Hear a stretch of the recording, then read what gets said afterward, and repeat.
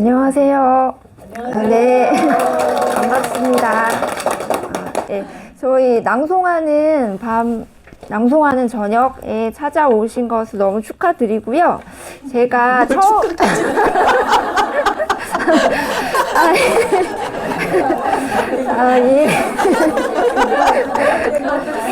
제가 나오는 대로 한 겁니다. 그래서 낭송은 이제 제가 하고서 바로 이제 시작하려고 하거든요. 그래서 낭송은 양생이다 123쪽 읽어보고 시작을 하려고 합니다. 낭송은 양생이다. 나는 날마다 책을 읽으면서 네 가지 유익한 점을 깨달았다. 첫째, 굶주렸을 때 책을 읽으면 소리가 훨씬 낭낭하다. 글의 이치와 취지를 음미하다 보면 배고픔을 느끼지 못한다. 둘째, 날씨가 추워질 때 책을 읽으면 기운이 소리를 따라 온몸을 타고 돈다. 그러면 몸이 따뜻해져 추위를 잊을 수 있다. 셋째, 근심과 번뇌가 일어날 때 책을 읽으면 눈은 글자를 꿰뚫고 마음은 이치를 향해 달려간다. 그러면 오만 가지 생각이 그 순간 사라진다. 넷째, 기침이 심할 때 책을 읽으면 기운이 돌면서 막힌 것을 통하게 한다. 그러면 기침 소리가 어느덧 멎는다. 만약 덥지도 않고 춥지도 않으며 배고프지도 않고 배부르지도 않으며 마음도 평화롭고 몸도 편안하며 게다가 등불이 환하고 창이 밝으며 책들이 가지런하고 책상이 정결하기까지 한다면 책을 읽지 않을 수 없다. 하물며 뜻이 높고 재주가 뛰어나며 나이가 젊고 활기찬 사람이 책을 읽지 않는다면 무엇을 하겠는가? 나와 뜻을 같이 하는 사람은 힘쓰고 힘쓸지어다. 네, 저는 이것만 낭송해도 몹시 숨이 차고 심장이 가빠오고 매우 조금 신체적 증상이 막 좋아진다고는 안 느껴지거든요. 근데 저희 복지 씨께서는 이렇게 낭송을 하면서 몸이 되게 신체가 순환이 잘 되는 기쁨을 느끼셨다고 하세요. 우리 인사 안 했어요. 아, 맞다.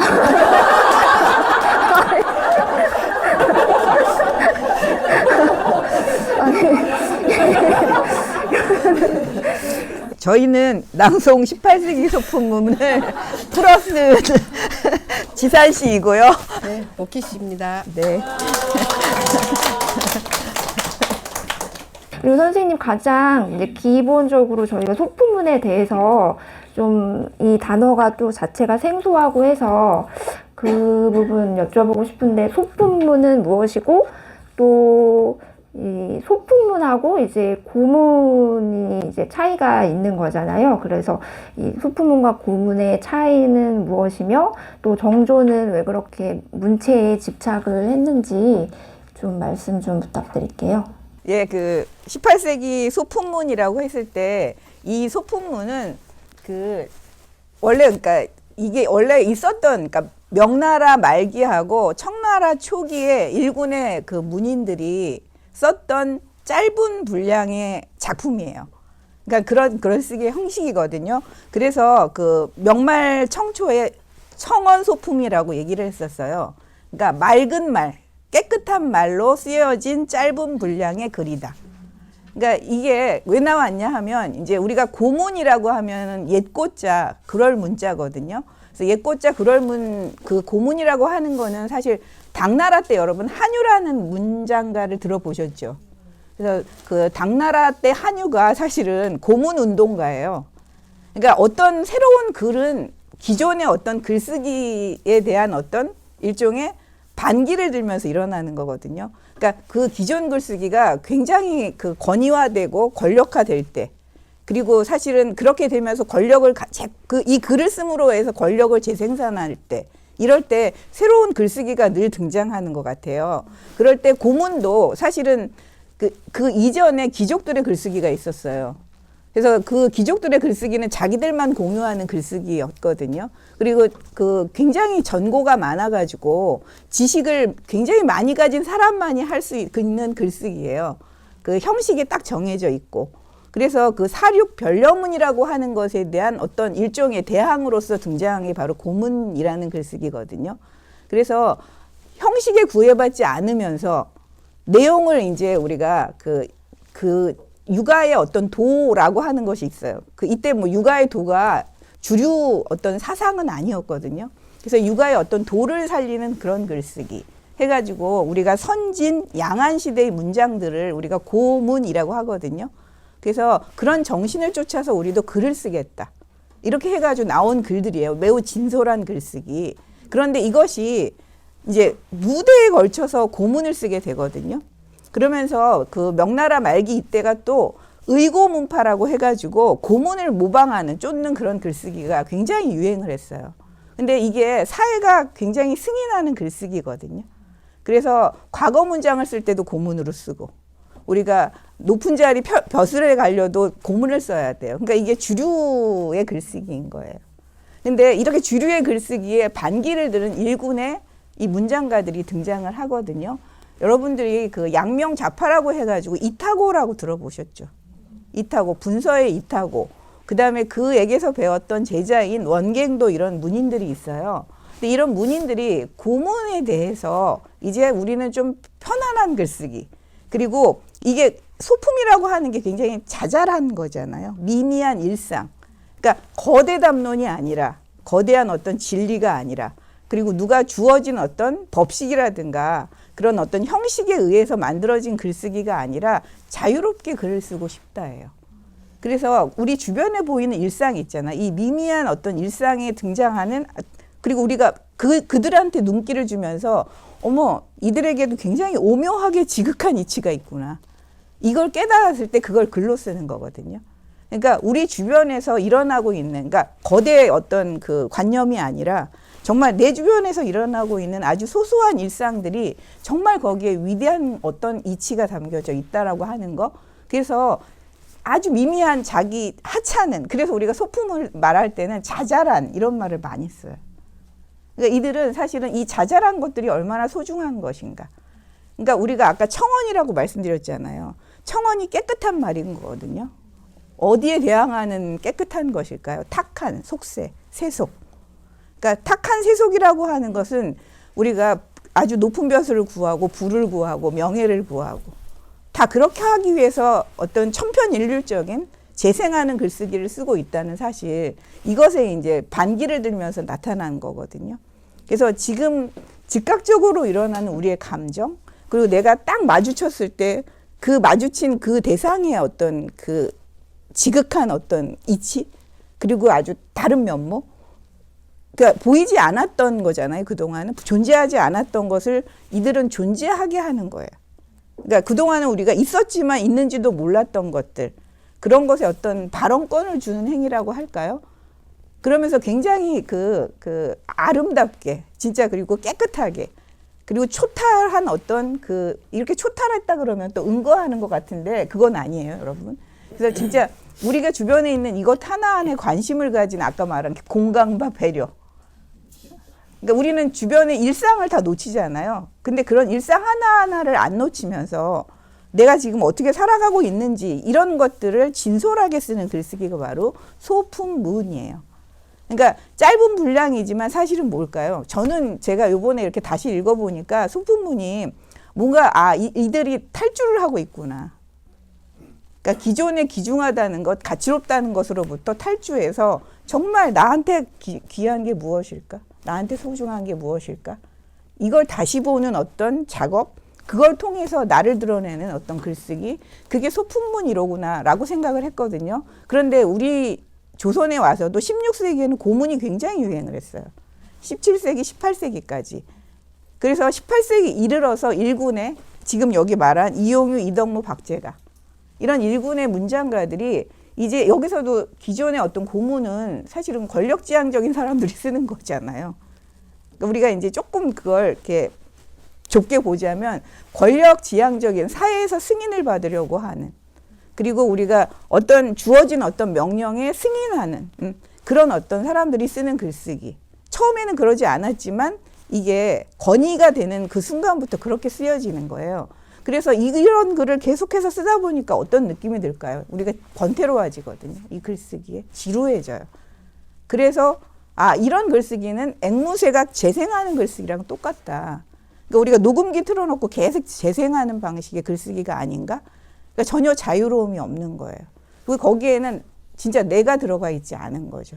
내가 본 것, 내가 느낀 것, 내가 중요하게 여기는 것. 이런 것들이 안 들어가 있어서 거기에 대한 일종의 저는 저항이라는 말을 감히 써도 되는지 모르지만 그런 글쓰기를 쓰지 않겠다라고 하는 일군의 작가들이 쓰기 시작한 게 바로 소풍문이에요. 그래서 이렇게 등장을 했습니다. 그 대표 주자들이 바로 요 세 사람이라고 말씀드릴 수 있을 것 같아요. 자, 그 다음에 선생님 편안하고 재밌게 정조에 대해서 얘기해 주세요. 뭐 정조 대왕이 호학군주라고 하는데 이게 호학군주이다 보니까 공부도 워낙 많이 하고 책도 워낙에 많이 읽고 뭐 중국에서 뭐 어떻게 한다고 하면 다 들여다가 읽어보고 이러다 보니까 아마 그 정조는 이 글의 그 선비들의 글의 흐름 뭐 그 당시 어떤 그 장안 한양 이 그 도성 안에 돌고 있는 이런 글들의 그 문체 이런 것들에 대한 걸 감지를 빨리 했을 것 같아요. 그래서 어떻게 보면은 그렇게 문체를 반정, 그러니까 문체를 바른 대로 돌린다는 얘기잖아요. 그 바른 곳이라는 게 아까 제 선생님 설명하신 고문이었던 거고, 그걸 그렇게 정조가 시도를 했다는 것 자체가 이미 얘기해 주는 게 이미 벌써 많은 그런 문체가 퍼지고 있었다는 걸 좀 반증하는 것 같고, 그런 문체들이 이제 명말 청초의 그 소품문의 영향도 있고 또 폐관 소설들 예, 그런 것들이 또 많이 이제 흘러 들어오고 사실 그런 게 재밌잖아요. 우리 읽어보면은 거기 보니까 평양 냉년 이런 그 소설이 있는데 거기는 뭐 그 꽃미남 꽃미녀들이 나와서 이렇게 연애하는 그런 얘기였다고. 그래서 그런 것들을 이제 그 선비들이 그러니까 조선의 그 사대부들이 읽고 이러니까 이제 정조는 아마 굉장히 위험하다고 생각을 하셨고. 어떻게 보면은 그 성리학적인 그런 유교적인 가치, 이념 이런 것들이 사실은 이제 세월이 달라져서 뭔가 바뀌어야 되는 시점인데 정조께서는 그걸 이제 마지막으로 뭔가를 어떻게 좀 해보려고 했던 분이 아닌가? 그러다 보니까 이제 이걸 다시 문체를 돌려보자라고 하면서 이제 시도했던 게 문체 반정이었었던 거고, 그럴 때 이제 거기에 그런 걸 뭐라 그러죠? 괴수라 그러면 되나? 소풍문의 문체를 망친 수계가 이제 연암으로 이제 지목이 된 거고, 그래서 이제 반성문을 쓰라고 막 이제 사람들한테 이제 반성문을 써서 이제 그 반성문이 이제 그건 거예요. 고문으로 시를 지어 올리는 거. 그래서 하루에 막 100수씩 쓰라고도 하고 막 50수씩 쓰라고도 하고 이런 일들이 이제 벌어지고. 선생님도 좀 말씀하셔야죠. 벌어지고 연암은 그냥 끝까지 꿋꿋이 그냥 말없이 그냥 안 쓰고 박제가는 반항하고 이욕은 그것 때문에 유배를 가고 여기 이덕무는 그거를 어떻게 쓰지 하고 막 쓰다가 스트레스 너무 받아서 돌아가시고 뭐 이런 일들이 좀 벌어져요. 그게 왜 우리가 그러니까 사회가 중요하다고 여기는 것을 이 소풍문 작가들은 하나도 중요하게 여기지 않는 거예요. 그래서 어떤 사회가 너무 자잘하고 하찮은 것들이야. 거기에 눈길을 주지 마라고 했는데 거기에만 계속 눈길을 주잖아요.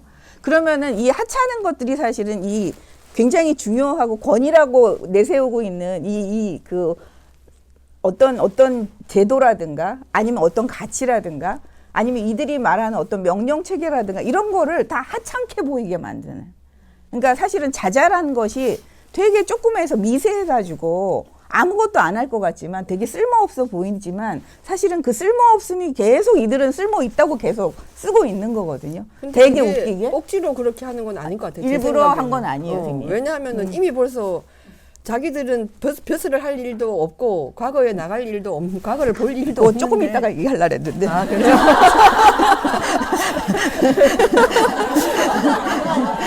그냥 나오는 대로 하죠 뭐 그냥. 예, 예. 얘기하세요. 예, 예, 그런 일도 그러니까 우리 보고 말하자면은 논문식으로 글을 쓰라는 거하고 비슷한 얘기잖아요. 어떻게 보면. 예, 맞아요. 우리는 삶이 그쪽으로 지향을 두고 있지 않은데 그렇게 쓰라고 하는 게 먹힐 리가 없죠. 우리는 우리의 관심사를 가지고 여기 보니까 아까 전에 말씀하시는 게 우리가 왜 글 속에 글 써놓으면 잔뜩 관념적인 글을 써놓으면 왜 여기 너는 없냐, 네 삶은 없냐라고 예, 하시잖아요.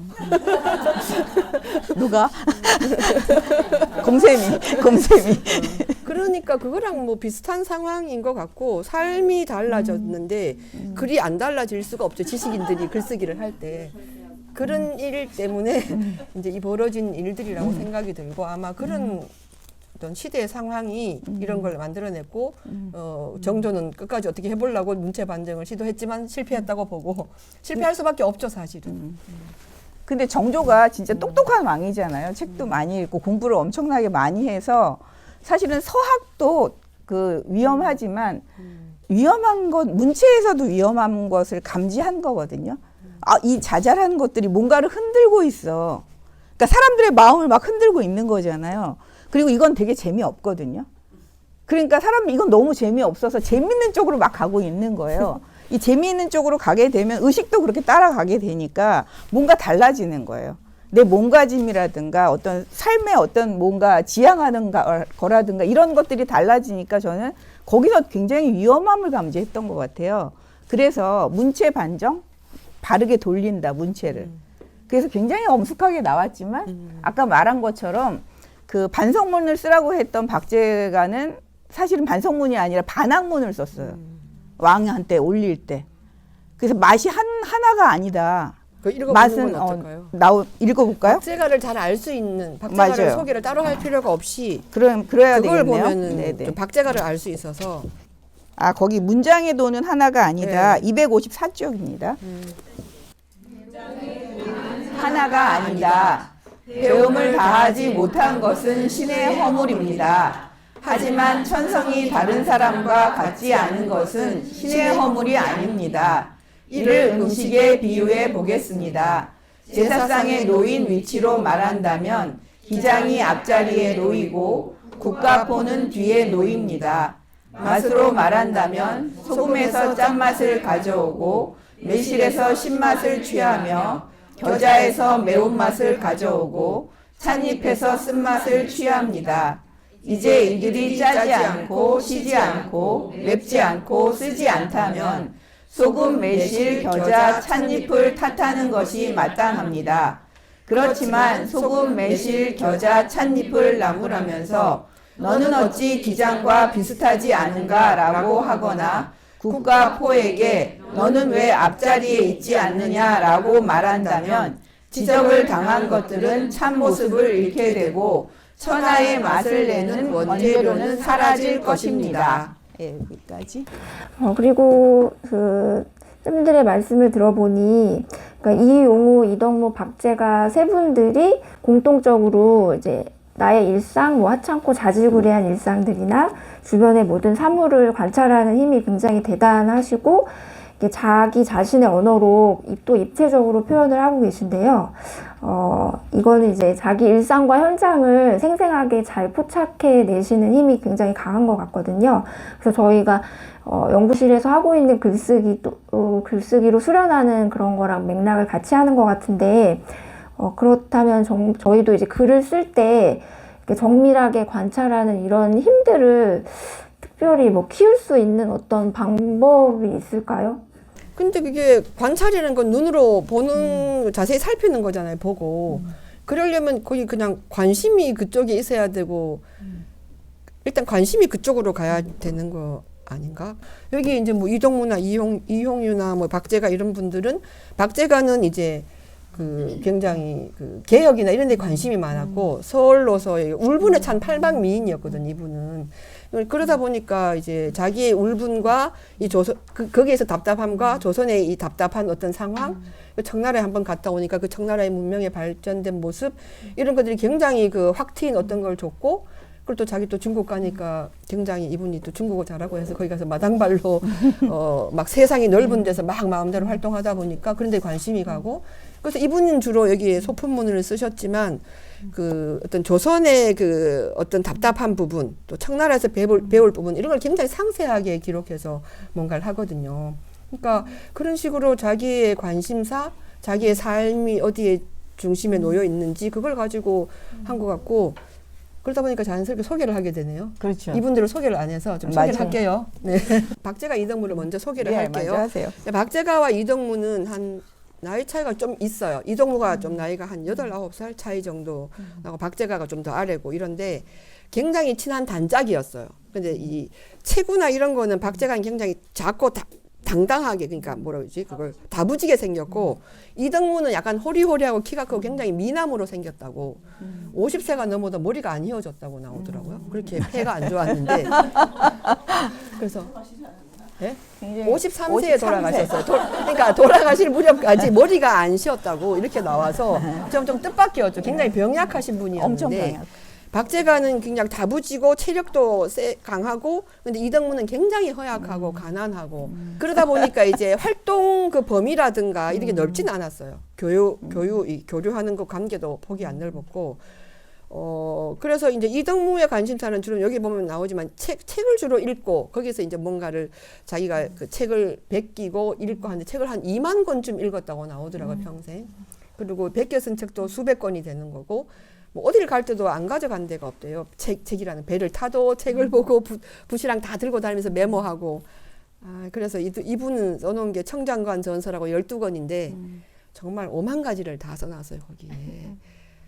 이런 것까지 해야 되나 싶은 그런 것까지를 너무 시시콜콜이 써놔가지고 약간 좀 근데 그걸 마저 정리를 못하고 돌아가신 다음에 이제 이거 이제 그 문집을 낸 건데, 어쨌든 그래서 이덕무의 그 글들은 주로 책과 관련된 것, 자세히 관찰한 내용들, 그러니까 여기 읽어보셨죠? 읽어보셨으면 아시겠지만 뭐 족제비가 어떻게 자기 새끼를 보호하는지, 쥐가 닭장에 들어가서 그 닭이 난 달걀을 가지고 나오는 그 장면 보면 너무 재밌잖아요. 가서 일단 쥐 한 마리가 뒤로 들어 누워, 그래서 달걀을 품어, 그러면 한 마리가 와서 꼬리를 잡아 끌어. 그래서 밖으로 가져가서 그 자기들 그 집 그 있는 데로까지 가져가는 거죠. 이걸 어떻게 알았냐는 거죠. 이덕무는 그런 게 너무 궁금한 거예요. 그리고 어떤 책을 읽다 보니까 모기 주둥이는 꽃처럼 터진다 뭐 이런 게 나와요. 가을이 되면. 근데 그걸 또 관찰을 해. 마침 또 옛날에는 모기가 많잖아요. 근무하는 숙직을 하는 방에 모기가 너무 많아. 그래서 자세히 살펴보니까 진짜 그 주둥이가 그 무렵쯤 되니까 터져요. 이렇게 벌어지는 거죠. 그래서 그런 거라든지 뭐 서리가 내렸을 때 어떻게 된다든지 이런 것들, 뭐 그런 내용들, 그런 거 자기의 일상들을 그런 걸 적어 놓는 거죠. 이덕무는. 이용유라는 분은 여러분 처음 들어보셨죠? 제가 열심히 미는데 이용유의 이름이 참 안 드러나는 분이거든요, 이용유가. 근데 이 이용유는 이분만 특별히 희한하게도 이런 소품문을 쓴 거예요, 남인 중에. 이제 그 남인들 중에 그 사실은 경세가가 많아요. 세상을 경영하겠다. 그래서 정치 경제학에 관심을 많이 갖거든요. 아니면 경전, 그러니까 경학이에요. 다산 정약용처럼 뭐 논어, 뭐 얘기 이런 거에 관심을 많이 가져서 그거를 탐구하는 그쪽으로 이제 학자들이 많은데 이분만 이런 소품문을 쓴 거예요. 이게 아주 되게 독특하거든요. 그래서 제가 왜 이분은 이렇게 독특하게 문장가가 되었을까? 그리고 주로 노론이 쓰는 이런 어떤 문장에 이렇게 관심을 가진 게 뭘까? 보통 남인들은 다 천주학에 관심을 많이 가졌어요. 특이하게도. 근데 이쪽은 또 자유롭게 문장을 쓰는 걸로 노론 그 지식인들은 많이 갔거든요. 근데 이분은 조금 독보적인 위치인데 어렸을 때부터 되게 병약했대요. 좀 공통된 게 병약하다는 겁니다. 이덕무는 그래서 약을 달고 살았대요. 어려서. 그래서 어머니가 잘 밖으로 못 나가게 했대요. 그러니까 집안에서 이렇게 곱게 길러진 거예요, 이분이. 그 이영유는 부자 살기가 괜찮아서 약을 먹었고, 약을 이덕무는 먹었고 약을 못 드셨어요. 못 드신 거죠. 그렇게. 그래서 어렸을 때부터 이제 자기 조섭하는 거에 굉장히 신경을 썼는데 집안이 지금 뭐 그 숙부도 그렇게 되고 남인들이 그렇게 낙척되면서 이분은 아예 그 벼슬에 뜻을 두질 않았어요. 그러니까 뭐를 할 수 있을까요? 벼슬에 나가지 않는 그 선비들은. 글쓰기. 글쓰기밖에 할 게 없습니다. 책 읽기와 글쓰기를 하는데 아까 말씀드린 것처럼 내가 벼슬할 것도 아닌데 그 재미없는 고문을 쓸 일은 없잖아요. 그렇지 않나요? 그 건태롭고 그 지루하고 그리고 거기에는 자기 얘기가 안 담겨 있으니까 이제 막 욕구가 일어나는 거예요. 내 얘기를 쓰고 싶다. 근데 내 얘기라는 게 도대체 뭐예요? 내가 접하고 있는 그 모든 거잖아요. 만사만물. 그 내 주변에 있는 그런 일들을 나는 쓰고 싶다. 이분은 이제 그러면서 관찰을 하게 되는 것 같아요. 내가 지금 무엇을 할 수 있을까? 나는 글 쓰는 것밖에 할 게 없고 책을 읽는 것밖에 나를 자유롭게 할 수 있는 게 없어. 이용유는 사실 그렇게 생각하니까 이제 문체에서 완전히 달라지는 거죠. 도대체 이런 문체로는 자기를 드러낼 수가 없어요. 이거는 자기가 아니야. 그래서 진짜 나를 찾는 얘기를 되게 이용유 선생님은 많이 합니다. 이 글에서. 그래서 나를 찾기 위해서 어떻게 해야 되냐. 주변의 사람들과 그 마주친 그 케미 그리고 그들이 갖고 있는 새로움 이걸 발견하는 거죠. 그래서 그 발견한 것을 쓴 글들이 지금 여러분이 그 보시는 요 글들이거든요. 그러려면 굉장하게 예민하게 관찰해야 되고 그리고 그 한 사람 한 사람에 대해서 굉장한 그 배려와 공감 이런 게 저는 저절로 일어나는 것 같거든요. 이덕무도 마찬가지예요. 이덕무도 감기만 걸리면 출입을 못했어요. 그 나오는 거 읽으셨잖아요. 내가 감기에 걸려가지고 나갈 수가 없다. 뭐 하겠어요, 여러분? 책을 읽기를 너무 좋아해서 간서치잖아요. 책만 읽는 바보예요. 볼간자. 책만 읽는 바보.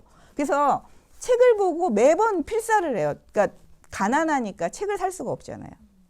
그러니까 빌려다가 그거를 필사해서 그걸 보곤 했거든요. 그러니까 그런 일을 하는 와중에 그 바깥에 이제 이 풍경들을 바라보는 거예요. 못 나갔을 때는 풍경을 바라봐야 되잖아요. 그래서 제가 이분이 현대에 태어났으면 팝으로 곤충기 같은 걸 쓰지 않았을까 할 정도로 진짜 곤충이나 동물에 대한 관찰 이게 유튜브? 유튜브를 할 수도 있겠네요. 예. 근데 이분이 그렇게 해서도 읽었지만 이덕무가 나중에 규장각의 검서관으로 이제 그 정조 임금께서 취직을 시켜주거든요. 이제 서얼들도 이제 뭔가 재주가 있는 사람들은 좀 뽑아서 써야 된다 해서 이제 검서관으로 들어갔는데 그 검서관이라는 직책은 박제가하고 이덕무가 다 검서관으로 들어갔어요. 근데 그 직책은 월급이 거의 없다시피 하는 거죠.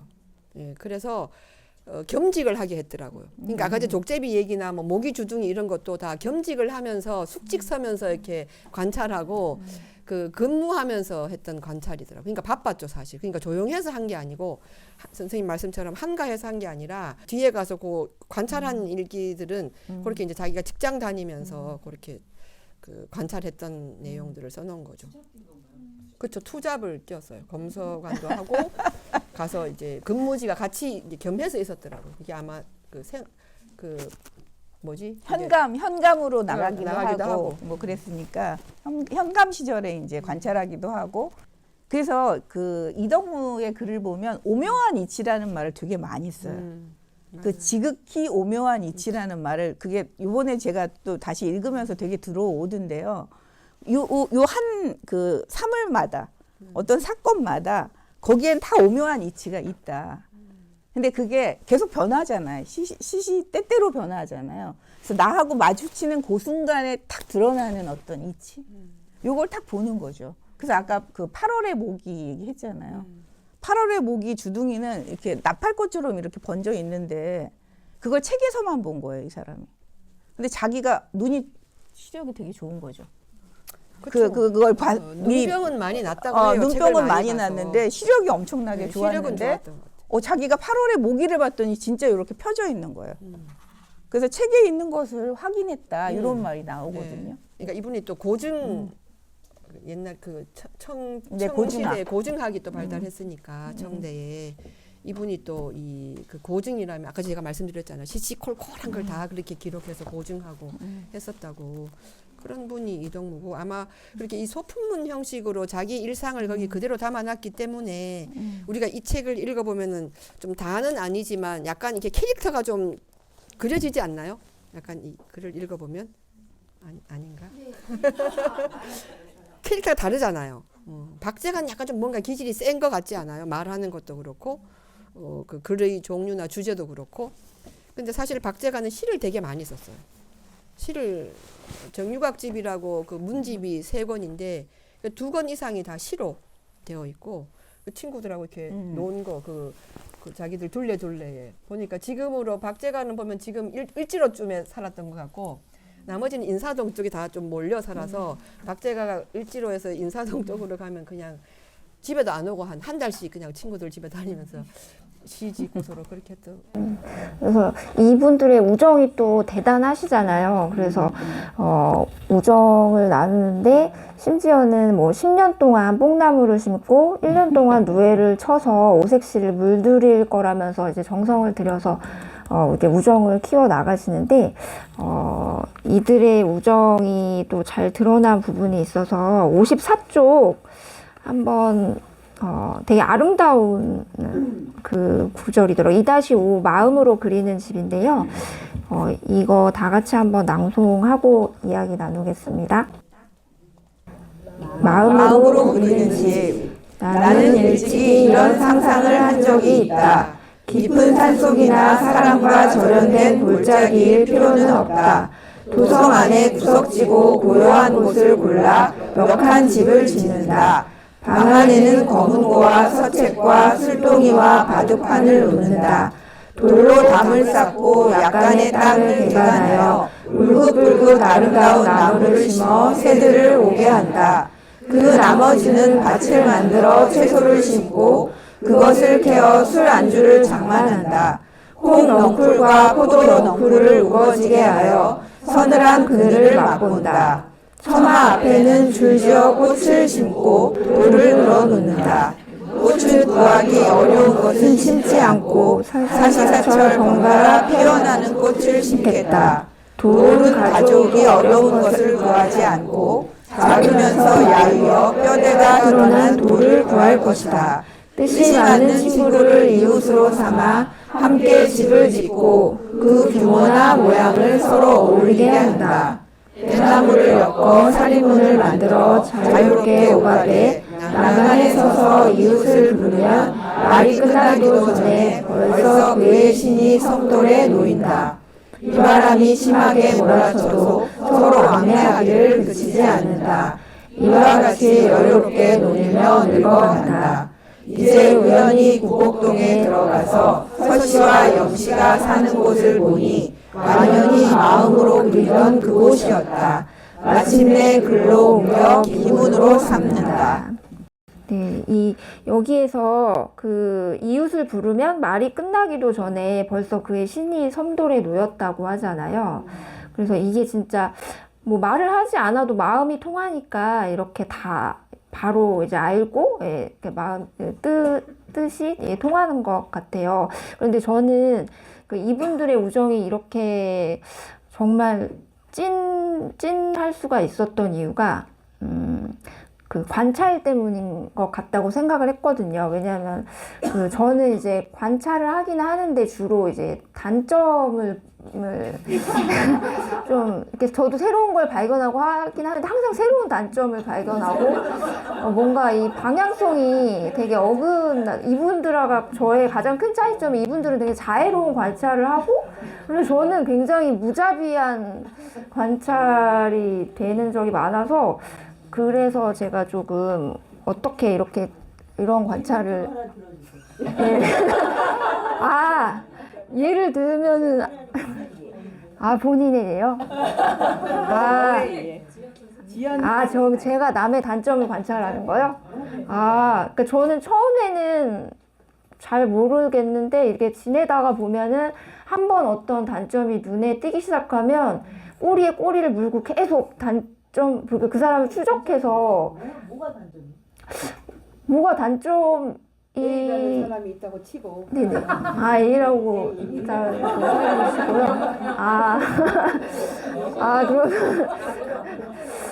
그러면은 이런 식이에요. 어떤 식이냐면 그 사람이 예를 저한테 무슨 별 생각 없이 이제 뭔가 지적을 했다고 치면 그 사람이 계속 나한테 한 지적을 그 사람이 하는지 안 하는지를 계속 관찰을 해서 그 사람이 만약 그걸 하면 그 지적이 효용하지 않다는 식으로 저 쟤는 더 그러네? 더 그러는데? 근데 왜 그때 나한테 뭐라고 하는 거지? 그럼 너는 그렇게 안 해야 되잖아 라면서 이런 식으로 자꾸 관찰이 되더라고요. 자기한테 잘못한 걸 지적한 걸 그 사람이 상대방이 하면은 그 사람은 그런 짓을 똑같은 짓을 안 하는지 근데 하고 있더라고요. 그 사람도 막 더 많이 하더라고요. 근데 아무튼 그래서 이런 우정이 되는 관찰을 어떻게 하면 할 수 있을까요? 그러니까 우정을 얘기했는데 저는 그런 생각이 드는 게 이분들은 사실 뭐 우리가 불만을 갖자면 되게 불만을 가질 수 있는 어떤 조건에 놓여 있잖아요. 근데 전혀 그런 게 아니라 진짜 그 현재를 굉장히 긍정을 하는 거예요. 그 삶 자체가 너무 즐거워요. 지금의 이 현재 자체가. 맞아요. 내가 그냥 가진 건 별로 없지만 같이 함께하는 친구들과 술을 마시는 것도 너무 즐겁고. 그리고 박제가는 보면 먹는 걸 되게 좋아해요. 그래서 제가 박제가 읽으면서 제일 웃겼던 거는 만두 100개. 그러니까 만두 100개를 놓고 술을 마셔요. 다른 건 없어요. 그러니까 탁주에 만두 100개. 그게 최고의 그 대접인 거예요. 근데 제가 보니까 그 박제가만 그랬던 게 아니라 유언호도 그 친구 대접을 했을 때 만두가 100개더라고요. 네. 그러니까 이때는 만두를 100개를 놔야지 그 술자리에서 그 먹을 수 있는 안주였나 봐요. 그래서 제가 그때 너무 그게 인상적이었거든요. 박제가는 만두 100개쯤 가져와야 글도 써줘. 그렇지. 그래서 아마 그런 것 때문에 그 친구와의 이 관계도 너무 소중하고 너무 즐겁고 그다음에 학교가 따로 있는 것도 아니고 이들은 이렇게 친구와 만나면 사실 자기가 읽었던 것, 그다음에 세상에 대한 이야기, 뭐 알고 있는 모든 것을 함께 나누는 그러니까 진짜 거기가 바로 저는 친구들과 만나는 그 자리가 학교였던 것 같아요. 지금으로 우리가 말하자면 우리 지금 공동체처럼. 그래서 아까 왜 마음속에 그리던 집 그러면 나란히 있으면서 친구와 더불어서 계속 교류를 하고 있잖아요. 함께 모든 것을 나누고 있는 이 관계를 보니까 이 친구가 말한 것처럼 그것이 나의 삶에서 가장 재미있고 소중한 일인 거예요. 다른 거는 없다. 사실 이분들은 그걸 좀 깨달았던 것 같아요.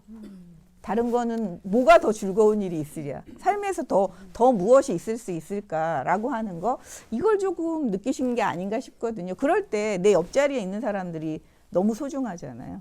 그러니까 나하고 같이 이 책을 읽어줄 사람들이 너무 소중한 저는 그렇게 느껴지거든요. 그러니까 그래서 뭐 난 이 사람하고 친할래가 아니라 저절로 그런 소중한 마음이 일어나니까 이런 진한 우정이 생기는 게 아닐까 싶거든요. 이분들은 이렇게 친구가 없었으면 이런 글들이 안 나왔다고 저는 생각하고 맞아요. 친구들하고 같이 이렇게 그게 삶 자체였으니까 친구들하고 이렇게 모여서 그러니까 이동무가 이쪽으로 이사를 오니까 또 누군가 따라오고 해서 이렇게 또 같이 이렇게 모였더라고요. 그러니까 그렇게 하면서 삶 자체가 그게 삶 자체였으니까 우리가 지금 공부하고 모여서 뭐 세미나하고 또 얘기하고 밥 먹고 산책하고 탁구 치고 오늘도 그걸 좀 다 했네요 보니까 수다 떨고 또 뭔가 또 얘기할 게 있으면 또 다른 이렇게 공동체 굴러가는 얘기도 또 하고 뭐 이런 것들이 다 섞여 있잖아요 오늘 하루도. 그리고 또 저녁에 또 이렇게 또 읽은 책 옛날에 이렇게 했던 낭송집 가지고 얘기하고 이런 것들을 그분들도 그냥 그 시대에 다 같이 했고 그 시대의 고민이나 이런 거를 그걸 같이 하는 친구들끼리 이렇게 우리처럼 모여서 공부하고 근데 좀 술을 많이 마시긴 하셨더라고요. 네, 그런 게 좀 다르지. 뭐 그냥 다른 일상들은 그 구체적인 소품이 좀 다르지. 그냥 그 주체는 다 이렇게 주된 그거는 다 같은 것 같아요. 그리고 저는 사실 이 책 읽고 또 두 번째 충격 받았던 그게 1-7번인데요. 132쪽이고요. 이제 책을 팔아 배고픔을 면하다. 아니 이렇게 책을 정말 좋아하시고 간서치라고 불리시는 분들이 책을 팔았어? 그러니까 굉장히 굉장히 이 부분에 대해서 이제 그래서 한번 낭송을 해보겠습니다. 책을 팔아 배고픔을 면하다. 내 집에서 값비싼 물건은 오직 맹자 7권 뿐이라오. 오랫동안 굶주림을 견디다 못해 돈 200냥의 이 책을 팔았소. 밥을 해서 실컷 먹고 희낙낙하며 영재 유득공에게 달려가 크게 자랑했소. 영재 또한 오래도록 굶주린 터라 내 말을 듣자마자 좌시전을 팔아 남은 돈으로 술을 사다 함께 마셨소. 이는 맹자가 친히 밥을 지어 나를 먹이고 좌부명이 손수 술을 따라 나에게 권한 것과 무엇이 다르겠소. 맹씨와 자씨를 1000번 만번 칭송하였소. 만약 우리가 1년 내내 이 책을 읽기만 했다면 어찌 굶주림에서 벗어날 수 있었겠소. 나는 비로소 알게 되었소. 글을 읽어서 무기를 구하는 것은 요행을 바라는 술책에 지나지 않는다는 것을, 오히려 당장에 책을 팔아 잠시나마 배불리 먹고 마시는 것이 더 솔직하고 가식이 없다오. 그대는 어떻게 생각하시오? 네, 그래서 이게 또 책이 이제 영혼의 양식이라고도 하고 이분들도 뭔가 이슬만 먹고 살 것처럼 이렇게 책을 막 소중하게 그렇게 할 줄 알았는데, 저는 이제 책을 읽진 않지만 소장하는 건 좋아하고 계속 책에 대한 소유욕은 많아서 또 더군다나 이렇게 귀한 책이라고 하면은 정말 아까워서 못 팔았을 것 같은데, 네. 선생님들은 이렇게 거기다가 술을 또 팔아서 술까지 했다고 하니까 이게 조금 믿기지가 않더라고요. 상황 자체가 다르기도 한 거죠, 사실은. 이분이 물론 여기 이제 뒤에 뭐 글을 읽어서 부귀를 구하는 것은 요행을 바라는 술책이 지나지 않는다. 이게 이제 갖고 있는 함의가 있기는 하겠죠, 이 시대의 상황과 관련해서. 근데 사실 이 이덕무의 가난은 지금 우리가 생각하는 가난하고 달라요.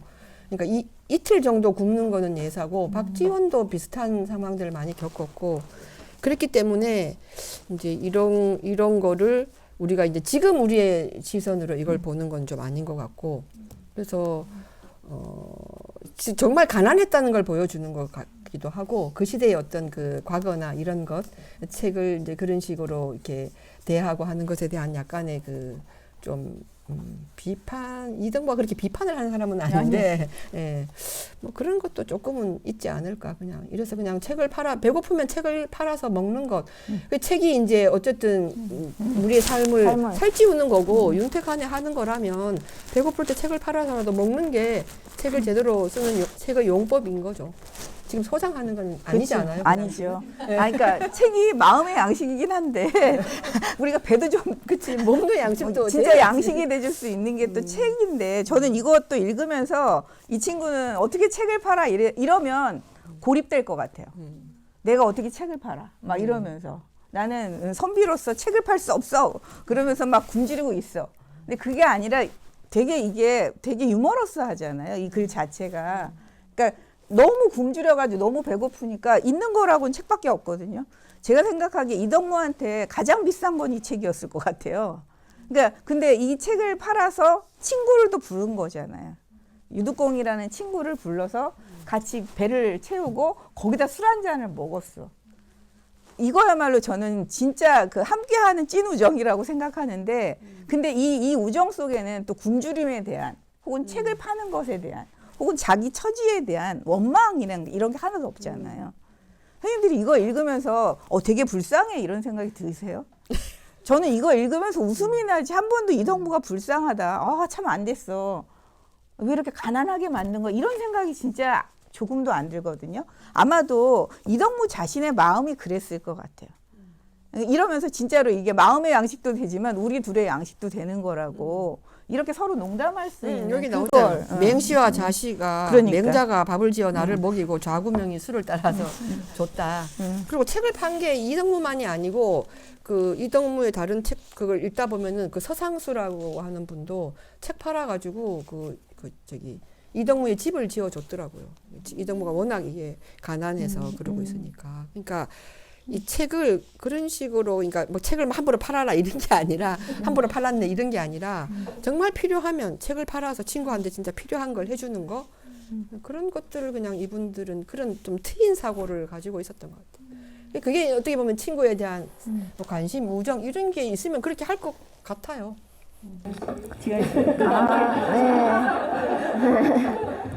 너무 수수한 사람이. 그 지산 씨는 이용효 편을 하셨고요. 저기 복희 씨는 이동무랑 박재가를 하셨어요. 근데 사실 제가 이거 되게 궁금했었는데 여러분들도 궁금하셨을 것 같아서 지금이라도 알려드립니다. 네. 새삼스럽게? 예, 그리고, 그래서 이제 올해 갑진년인데요. 선생님들도 자기만의 그런 새로운 문체, 그리고 자기가 몰랐던 자기 자신을 이 작가들처럼 발견하실 수 있는 값진 한 해가 되었으면 좋겠습니다. 네. 감사합니다.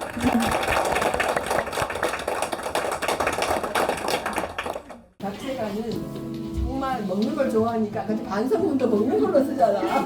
맛으로 쓰잖아, 맛. 진짜 내가 식상이 사람 엄청 났을 것 같아. 근데 우리는 왜 앞에서는 못하고 이렇게 뒤에서 다 해?